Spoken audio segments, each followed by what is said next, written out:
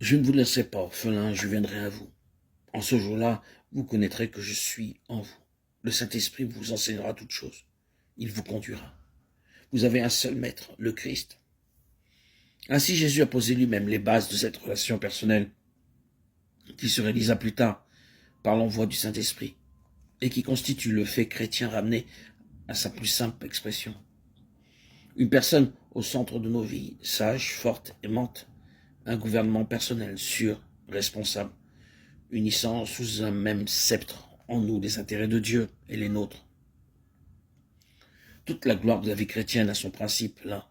Personne n'a jamais rêvé, même aux heures les plus sombres de l'oppression des hommes et des choses, d'une liberté plus éblouissante.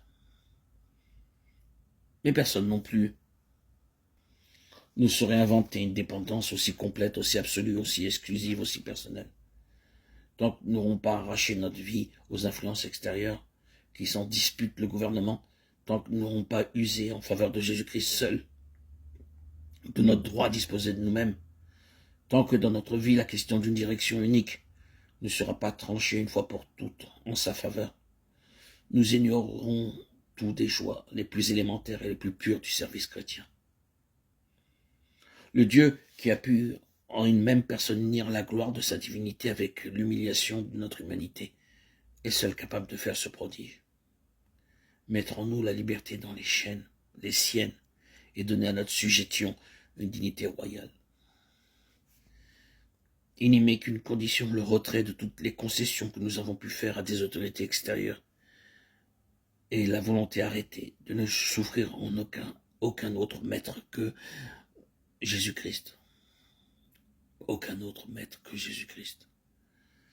C'est la croix qui nous attend sur ce chemin. Des expériences douloureuses autant qu'inattendues nous apprendront quelle est la vraie nature de cette liberté. Notre enthousiasme recevra bien des blessures avant de devenir sérénité. Après nous être victorieusement défaits de toutes les influences du dehors, nous découvrirons un jour que l'autorité qui faisait à Jésus-Christ la concurrence la plus redoutable s'est réfugiée dans le donjon de notre propre cœur, et qu'il faut une mort véritable pour que disparaisse de notre vie le dernier rival de notre maître. Mais Dieu est fidèle. Cette œuvre ne dépend pas de nous. Si notre cœur est droit, elle lui a coûté trop cher pour qu'il la laisse inachevée. Il fera sûrement sa part si nous faisons la nôtre.